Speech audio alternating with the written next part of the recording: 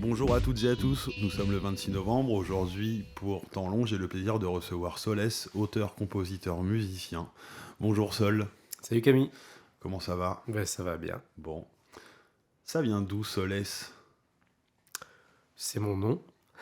Mais encore. S, c'est mon nom de famille. Et Sol, c'est mon prénom. Voilà. C'est mon vrai prénom. T'es né où? Je suis né à Londres, en Angleterre, le 21 mars 1984.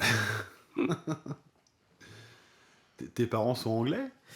Non, ma mère était française. Ma mère était française. Elle a vécu dans plein de pays qui ont été petites.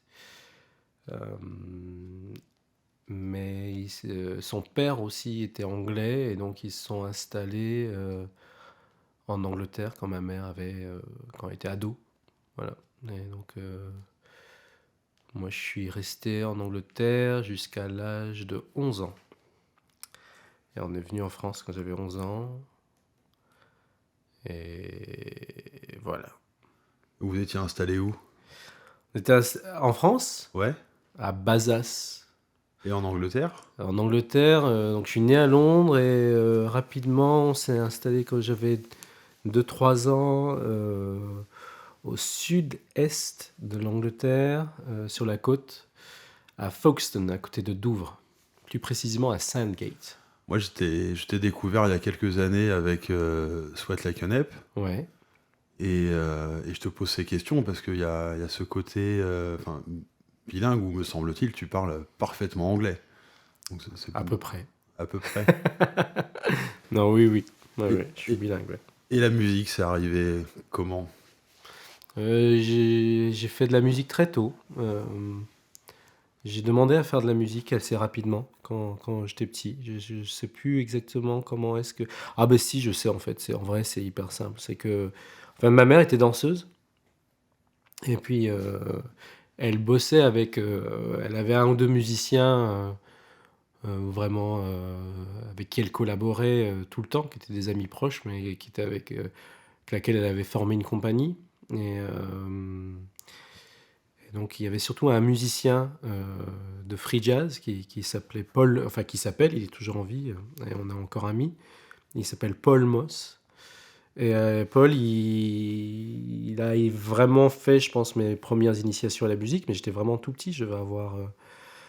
voilà, de toute façon, quand je suis né, elle a travaillé déjà avec lui. Et puis, pendant les répétitions au studio de ma mère, comme souvent j'étais là, ma mère était une mère célibataire qui m'élevait seule, donc souvent j'étais dans le coin et quand elle travaillait. Et Paul, il découpait des grosses notes, des grosses notes en carton. Pour moi et un autre copain qui était le fils d'une mère, d'une pote de ma mère. Et tous les deux, ils nous faisaient courir et danser tout autour du studio pendant que lui, il jouait du saxophone. Et lui, il m'a offert mes premières guitares. Il m'avait trouvé des guitares Opus, au marché Opus, et il me les a offerts quand j'avais, je sais pas, 2-3 ans. Et donc, j'apprenais pas vraiment à jouer de la guitare, donc ça, j'en gratouillais dans mon coin. Mais par contre, j'ai pris des cours de violon à l'âge de 4 ans. Entre l'âge de 4 et 10 ans. Ah oui, quelques années quand même. Ouais, Et après, vous êtes arrivé en France, ouais, donc vers l'âge de 11 ans, ouais, dans le sud Gironde, si je dis pas de bêtises, du ouais, côté de ouais, Bazas, à Bazas, ouais, où il y a du très bon bœuf. ouais, apparemment. Et là, tu continuais la musique aussi? Ouais, bah du coup, c'est là que je me suis intéressé à la guitare. Du coup, j'avais toujours les guitares que Paul m'avait offert. Et j'en jouais, mais de façon hyper juste instinctive, quoi. J'essayais de reprendre des chansons que j'aimais et des trucs comme ça. Et puis voilà, donc c'est l'époque où je suis rentré au collège, et donc comme plein de gens au collège, si tu t'intéresses à la guitare, c'est là que tu commences avec tes copains à t'apprendre des chansons, des trucs comme ça. Et donc, de façon ultra classique, c'est exactement ce qui s'est passé. Au lycée? Collège, lycée? Collège, lycée, ouais, lycée, j'ai monté mon premier groupe Ça s'appelait comment? qui s'appelait Locos Motif. C'était un groupe de funk. D'accord. Mm. Et après, qu'est-ce qui s'est passé? Et après, qu'est-ce qui s'est passé après? En fait, moi, j'avais pas l'intention de faire de la musique. J'adorais la loupé. musique. Et donc, après, ce qui s'est passé, c'est que je fais des études de cinéma parce que je voulais faire du cinéma. Je voulais être réalisateur de films. Ok.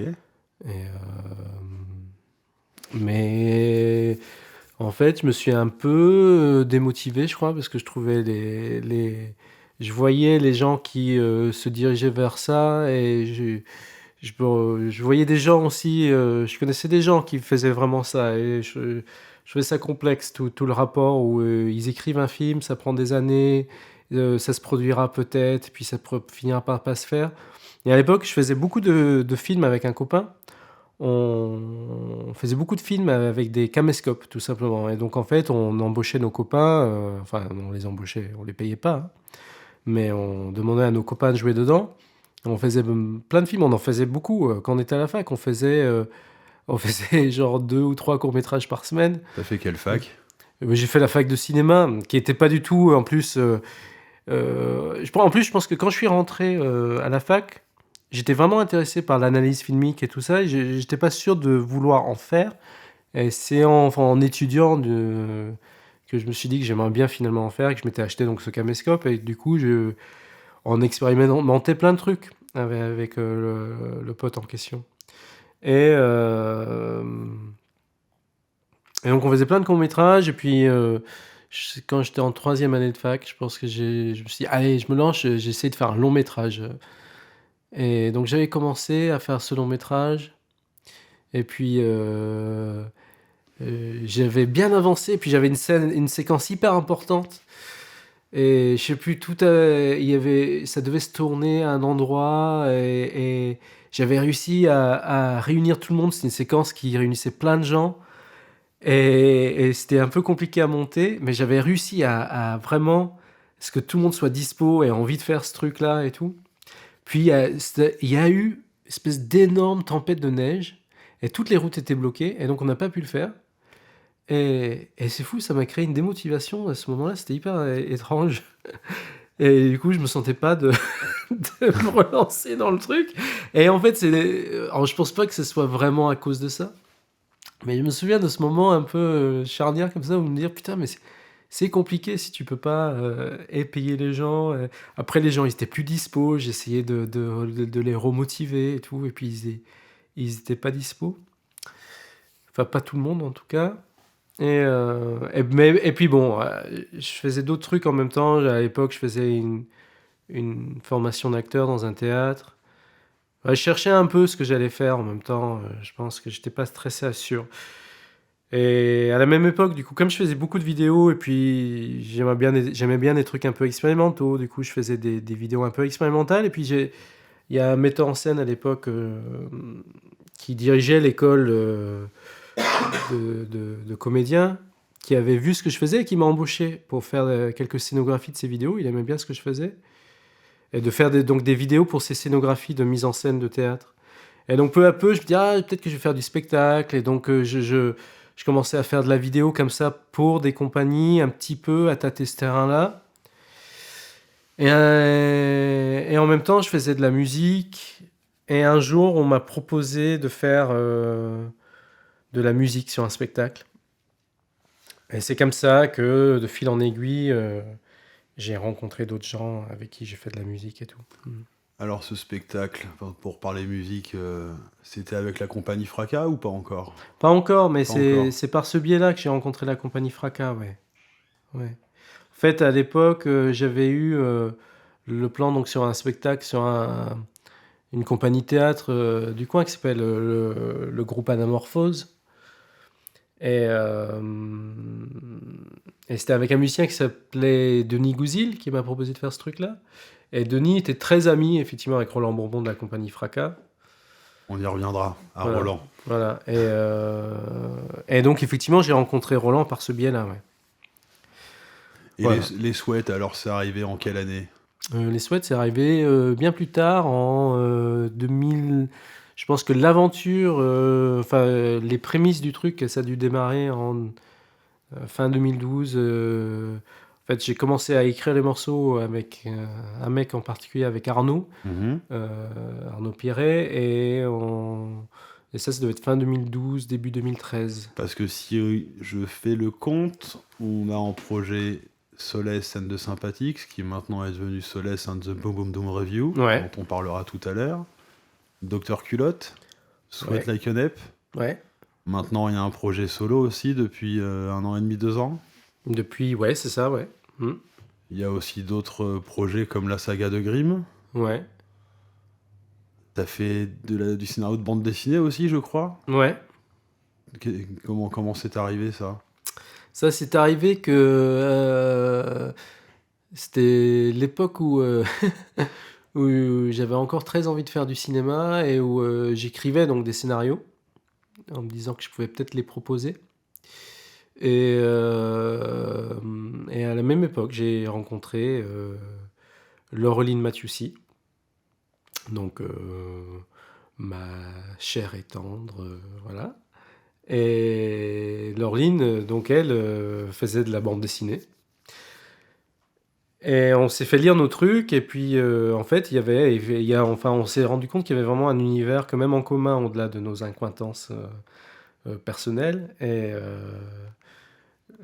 du coup, on n'a pas de suite bossé ensemble, mais on avait ça dans un coin de tête, quoi. Et quand j'ai rencontré Laureline, elle bossait sur un diptyque qui s'appelait Lilou Poulailler, une histoire de piraterie assez absurde, et qui répondait complètement en parallèle au type de truc que moi j'avais envie d'écrire et que je pouvais écrire. Et quand elle a terminé Lilou Poulailler, elle m'a proposé tout simplement qu'on bosse ensemble sur un projet. Et elle avait envie de partir sur un truc sur l'Antiquité romaine, moi ça me mettait bien. Puis on avait plein de références en commun autour de ça, des films de Fellini ou des trucs comme ça. On avait envie de faire un truc autour de l'Antiquité, mais qui soit pas, comme pas mal de trucs en bande dessinée, des trucs autour des histoires de légionnaires ou un peu politiques ou des choses comme ça. On avait envie que ce soit de traiter le côté plus lié au bas-fond de l'Antiquité, avec des histoires de fantômes et des histoires trucs qui nous marquaient vraiment, nous, avec tout un... C'était vers quelle année ça?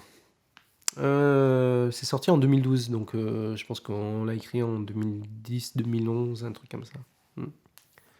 Et la compagnie Fracas, alors comment s'est opérée cette rencontre? D'ailleurs, c'est quoi la compagnie Fracas exactement? La compagnie Fracas, ça s'appelle compagnie. Donc souvent les gens pensent, il y a une sorte de confusion parce que les gens se disent ça doit être une compagnie de théâtre. En fait, ce serait l'équivalent d'un collectif de musique, en fait. C'est une compagnie, ils ont décidé de s'appeler compagnie parce qu'ils montent des spectacles, mais c'est vraiment de la musique. C'est pas, il n'y a pas de comédiens. Des fois, il y a des comédiens invités, des choses comme ça, mais souvent, il y a que des musiciens sur scène. Mais c'est des spectacles. Donc en fait, ce qui sous-entend que souvent, il y a une toile de fond, si on veut, sur chaque spectacle, il va y avoir une thématique ou quelque chose de cet ordre-là. Et la compagnie Fracas, elle s'est surtout montée sur un projet donc, du directeur artistique, Roland Bourbon. Et c'était un truc qui s'appelait Orlando Furioso. Et c'était une sorte d'opéra complètement punk et baroque où il y avait 12 batteries sur scène avec des basses des basses, des chanteurs, il y avait un peu de cuivre aussi des fois. Mais c'était surtout un orchestre de batterie. Et c'était... moi, je me souviens avoir vu ça avant de connaître Roland et toute cette équipe-là. Et de me dire que c'était vraiment un peu fou comme truc. Et t'assistais un peu à une sorte de Mad Max sur scène, quoi. Enfin, il y a un truc comme ça des fins des temps, quoi. Et c'était... ouais, moi, ça me plaisait bien. Malheureusement, quand moi j'ai rejoint la compagnie, là, ils avaient un peu mis fin à cette aventure-là parce que c'était forcément... ça avait duré plus de 10 ans, je crois. Et puis ça demandait beaucoup d'énergie parce que gérer 15 mecs... Ouais, faut que tout le monde soit disponible faut en que tout le plus, monde soit j'imagine. dispo. Il y avait plein de gens qui avaient des jobs à côté en plus, tu vois. Tu vois, c'était le truc chouette où ça exigeait pas qu'il y ait que des gens qui aient décidé d'en faire leur métier et tout ça. Donc du coup, c'était pas facile à monter, je pense. Et donc il y a eu un moment où, voilà, où la compagnie est passée à d'autres projets, des projets un peu plus euh, simples à monter d'un point de vue logistique, quoi. Et voilà. Moi, j'ai Mais le j'aurais sou- bien aimé jouer dans ce truc. Il y a eu une tentative de le remonter, mais ça a un peu capoté parce que pour les mêmes raisons, quoi, des raisons logistiques. Mhm. et de disponibilité. Ouais, tout à fait. Et dans la chronologie des groupes que j'ai cités tout à l'heure, du coup, comment ça s'est opéré qu'est-ce qui a eu le jour en premier? Les Sympathiques, Docteur Culotte, les Sweats, C'est les Sympathiques. les Sympathiques. Ouais. Alors, comment c'est arrivé Bah, juste? parce que en fait, c'est drôle parce qu'en fait, ouais, on a monté ce groupe avec donc Roland. Enfin, c'est parti de Roland en vrai, c'est-à-dire de la compagnie Fracas. Mais moi, je faisais pas encore partie de la compagnie Fracas. Moi, j'étais très copain avec Fred Cazot qui jouait dans la compagnie et qui donc fait partie des Sympathiques. On avait déjà fait de la musique ensemble. Et comme je faisais beaucoup de vidéos, en vrai, ça a été ce lien-là, encore une fois. C'est qu'en fait, après, c'était un lien débile. C'est qu'un jour, Fracas, pour faire un concert, ils avaient besoin d'un vidéoprojecteur. Et moi, j'en avais un parce que du coup, je bossais sur des trucs de scéno pour des compagnies et tout ça. Et donc, j'avais investi dans un vidéoprojecteur pour avoir des fois, et il n'y en avait pas toujours. Alors voilà. Bref. Et donc, Fred m'a demandé si je pouvais leur prêter mon vidéoprojecteur. Donc, je débarquais la veille du concert. Et c'était un concert des Sympathiques. Et le groupe s'appelait comme ça. Moi, j'en faisais pas partie. Et donc, j'amène le vidéoprojecteur. Et Roland, pour ceux qui le connaissent, reconnaîtront dans son côté à la fois, tu vois, une sorte de générosité comme ça, de trucs un peu sur des coups de tête. Et Voilà. spontanéité De aussi. spontanéité, ouais. Et il me dit, bon, c'est bon, tu nous prêtes ton vidéoprojecteur, tu vas pas faire que ça. Demain, tu fais quoi? Tu sais chanter, toi, non? Ben, tu viens chanter demain. J'imagine très bien. Et donc moi, j'ai dit, bah ok. Et donc le lendemain, je me suis ramené avec des textes. Il avait écrit et il m'a filé un mégaphone et j'ai fait le spectacle avec eux.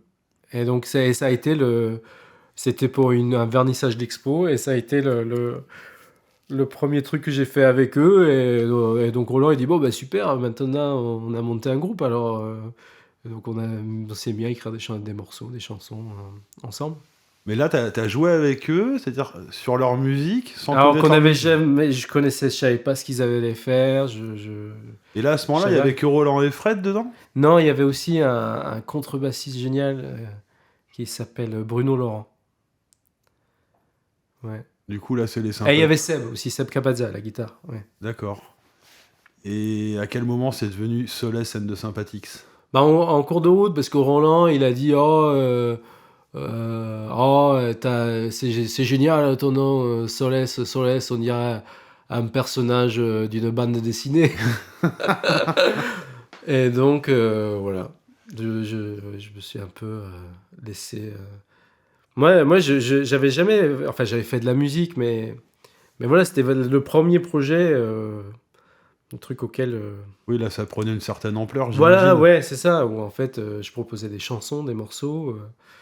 Mais en même temps, j'avais aucune expérience, donc du coup, je me laissais aussi un peu porter dans le truc. Ça, c'était vers quelle année? 2008, 2009. D'accord. Ouais. Et ensuite, Docteur Culotte?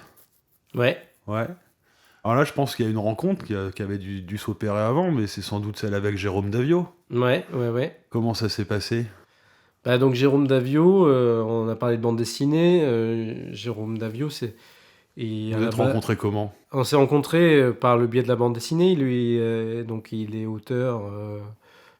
Maintenant, il a arrêté la bande dessinée. Il est réalisateur, mais voilà, il a fait beaucoup de livres. Et il était dans le même atelier que Laureline. Et en fait, on était tous les deux invités à un festival de BD. C'est l'époque où on a sorti La Lionne avec Laureline. Et donc, on était tous les deux invités à un festival de BD à Québec. Puis moi, j'avais pas mal de liens au Québec. J'étais déjà allé jouer là-bas 3 fois avec les Sympathiques. Et je me suis dit, ce serait cool de... Parce que comme j'avais un réseau un peu de musique là-bas, donc avec Sam Murdoch, que tu connais et tout. On va y venir. Il y avait moyen de faire des concerts, et donc j'ai proposé à Jérôme de monter un groupe pour l'occasion. Et donc au départ, c'était vraiment ça, c'était on monte un groupe pour l'occasion, et on trouvera à faire 4-5 concerts. Et c'est ce qu'on a fait. Voilà. J'avais quelques chansons que je lui ai proposées. Pourquoi Docteur Culotte d'ailleurs? Pourquoi Docteur Culotte? C'est une question qu'on nous demande souvent parce que voilà, on a tendance maintenant presque à un peu regarder nos pieds quand on dit le nom du groupe. En fait, je pense qu'à la Vision, on se doutait pas de ce que les gens allaient percevoir de ça. Ça s'est monté au Québec. Donc en fait aussi, les culottes, c'est les pantalons au Québec. Oui, ça n'a pas le même sens qu'ici. Bah, pas tout à fait. Mais surtout, nous, on voyait bien le sens que ça avait ici. Mais pour nous, en fait, je crois que tous les deux venant d'un truc un peu... où on aime raconter des histoires et se raconter des histoires. Et avec aussi des fois des histoires un peu absurdes. Pour nous, c'était moins cabotin que ce qui est vu. Ou même des fois, certains ont vu des références salacieuses ou un truc comme ça. Pour nous, je pense qu'on se projetait quelque chose d'assez fictionnel là-dedans, quoi, d'un professeur un peu le savant fou, un truc comme ça. Et je pense que tous les deux, on projetait quelque chose comme ça. Avec Laureline, on avait une idée de bande dessinée avec un personnage qui s'appelait comme ça, qui aurait été un professeur 19e siècle, enfin voilà. Et je pense qu'on s'est vite laissé... Du coup, on n'a pas vu... Bizarrement, je sais que pour beaucoup, des gens y ont vu même un côté Doc Gynéco, tout ça. Ben, pour nous, c'était pas du tout le cas. Voilà. On va faire une petite pause. On va tout de suite écouter le morceau King of Chihuahua de Solès.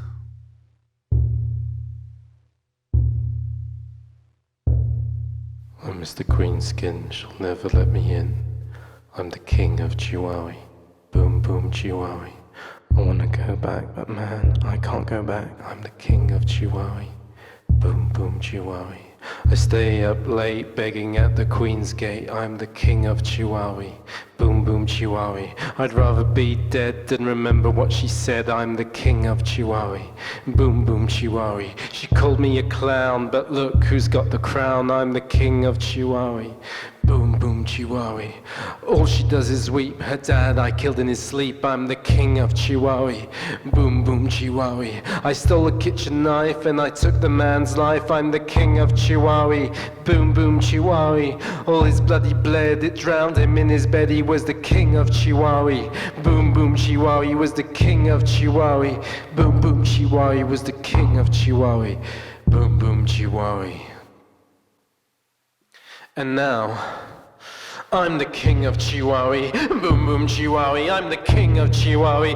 Boom, boom, Chihuahua. I'm the king of Chihuahua. Boom, boom, Chihuahua. I've got a big crown. I'm the meanest guy in town. I'm the king of Chihuahua. Boom, boom, Chihuahua. Come on and be be my slave or I'll put you in your grave. I'm the king of Chihuahua, boom boom Chihuahua. I'll stick it in your wives, then I'll take their goddamn lives. I'm the king of Chihuahua, boom boom Chihuahua. I can do anything, I'm the motherfucking king. I'm the king of Chihuahua, boom boom Chihuahua. I'm the king of Chihuahua, boom boom Chihuahua. I'm the king of Chihuahua, boom boom Chihuahua. But I cry all night, goddamn the queen was right. The king of Chihuahua, boom boom Chihuahua. I stand at her gate, if only it went too late. The king of Chihuahua, boom boom Chihuahua. I'm a motherfucking clown with a motherfucking crown. I'm the king of Chihuahua, boom boom Chihuahua. I'm the king of Chihuahua, boom boom Chihuahua. Retour au Québec. Et tout à l'heure, on a évoqué également le nom de Sam Murdoch. Est-ce que tu peux nous en dire plus sur notre ami Sam? Alors Sam, c'est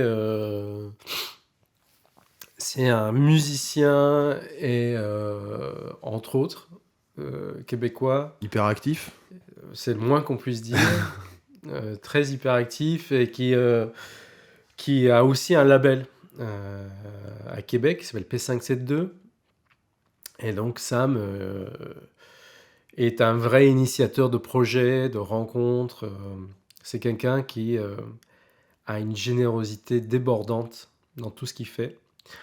Et donc génère beaucoup de choses. Génère beaucoup de, voilà, comme je disais, de projets, et de rencontres et d'amour. Enfin, c'est vraiment quelqu'un de chouette. Et j'ai rencontré Sam à un festival à Québec. On était allé jouer au Festival Off à Québec, du festival d'été qui a tous les ans dans la ville de Québec. Et on jouait sur des scènes dans 2 salles mitoyennes, quoi.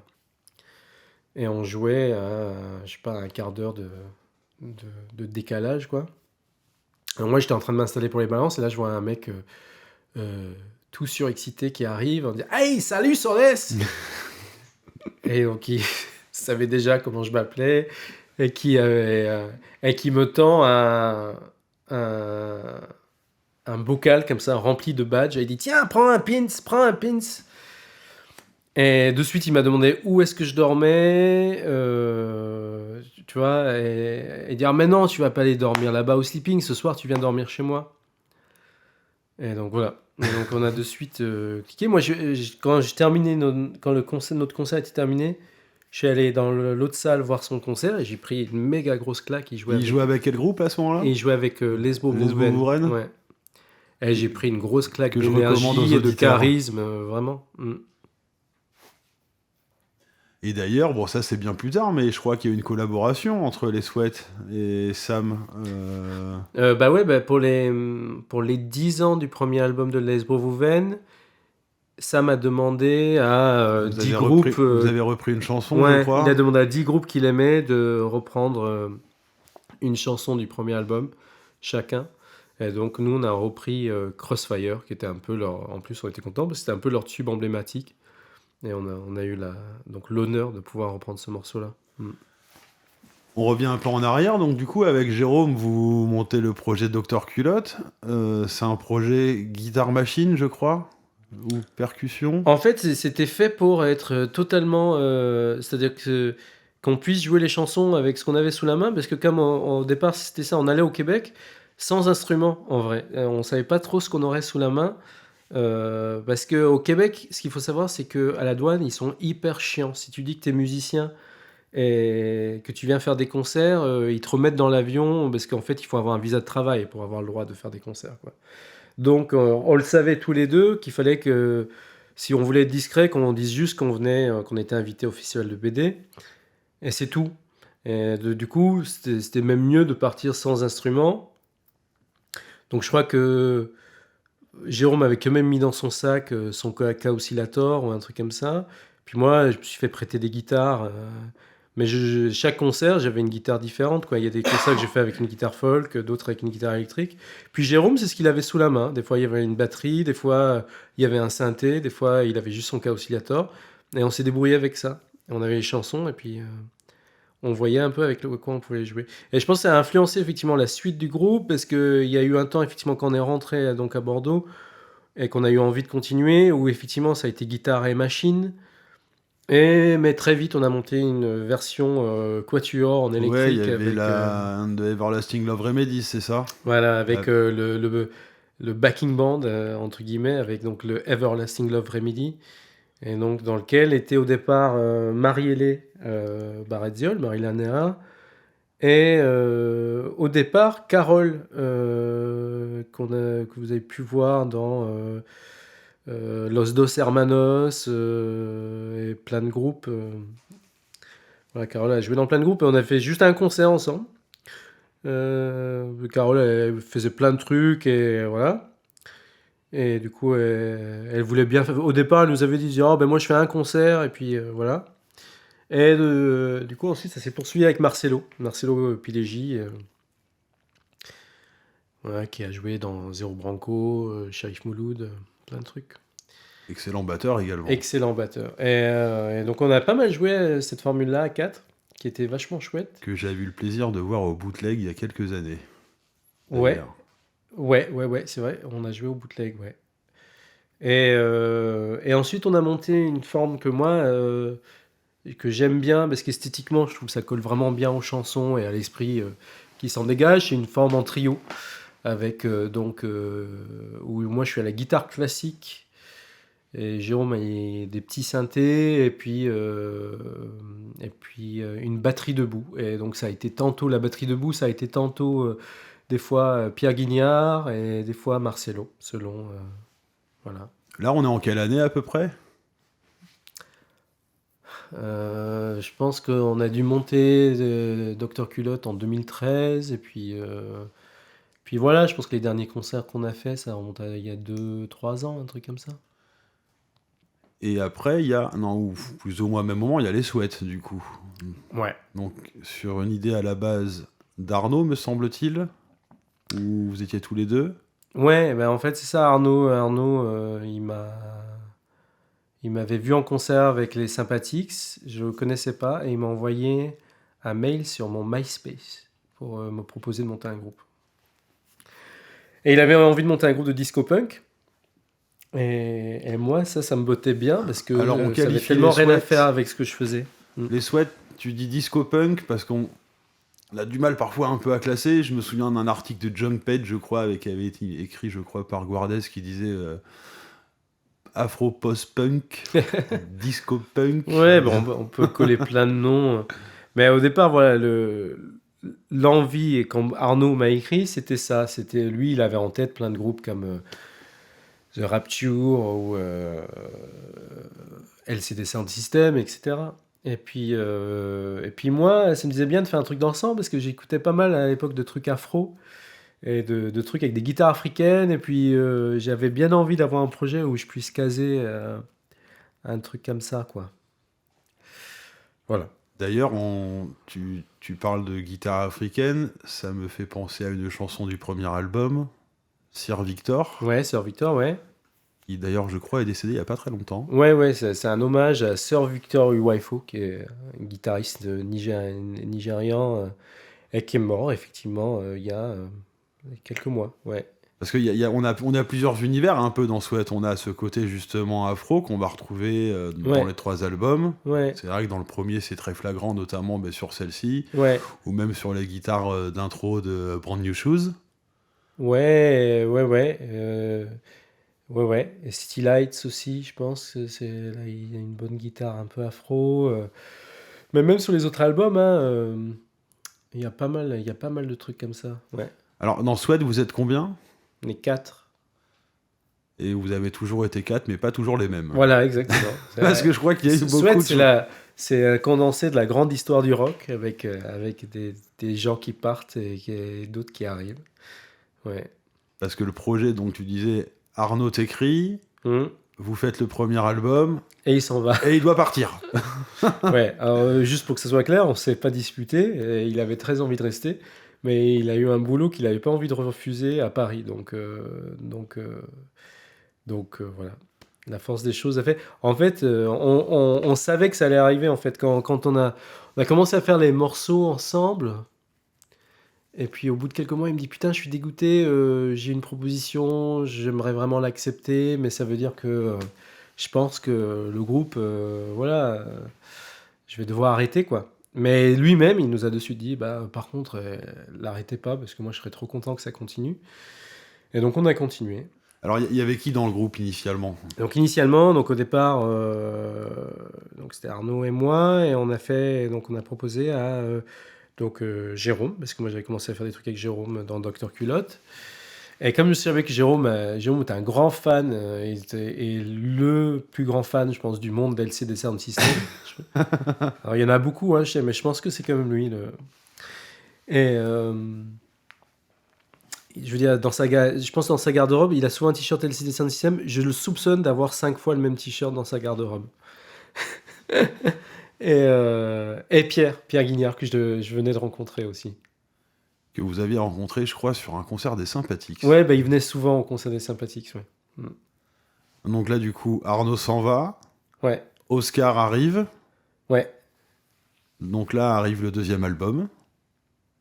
Oscar a tourné, même en fait, Arnaud est parti à la sortie. En fait, ça, c'est à la sortie du premier album. Donc en fait, il a même pas pu fêter le premier album en fait. Du coup, Oscar est venu sauver la sortie d'album et tout.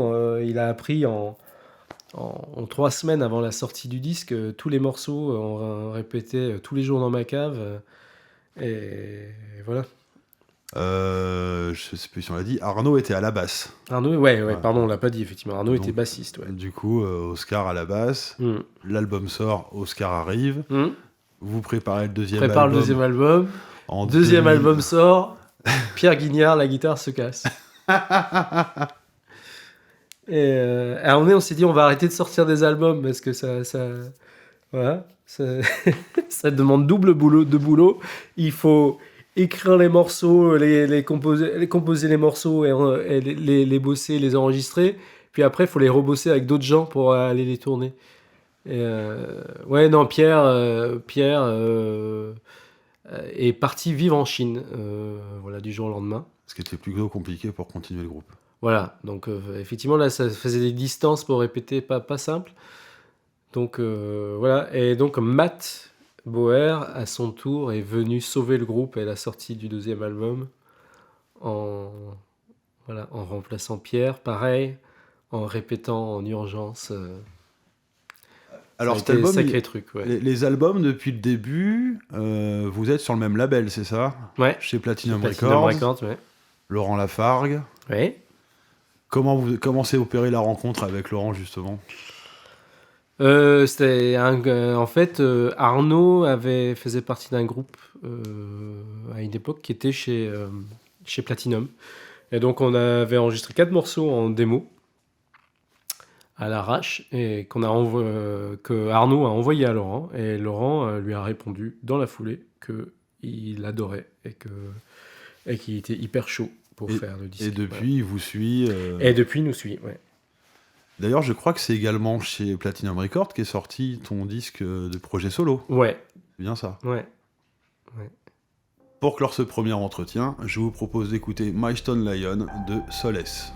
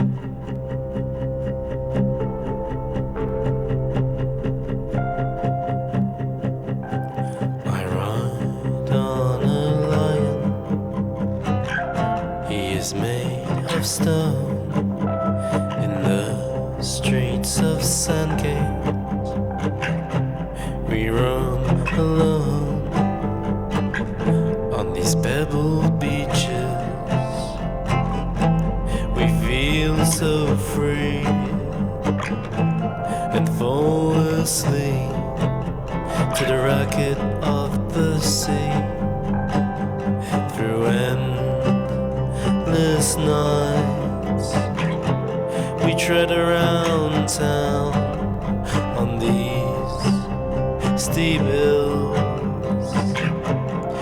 wander up and down to silent shadows. We speak in vain. These silent shadows must think us insane.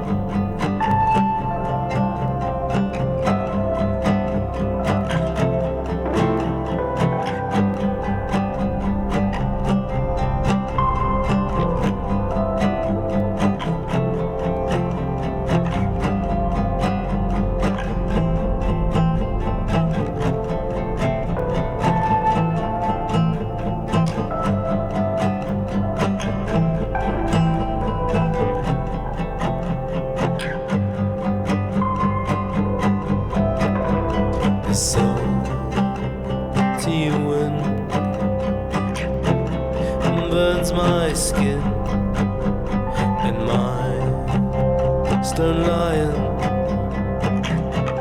is growing thin, but there is nowhere we'd rather be. My stone lion, these sleepless nights and me. Some nights we run, and some nights we walk. Some nights we scream, and some nights we talk. And when there's a storm, we sing out so loud. The sea, the lion and I, a very noisy crowd.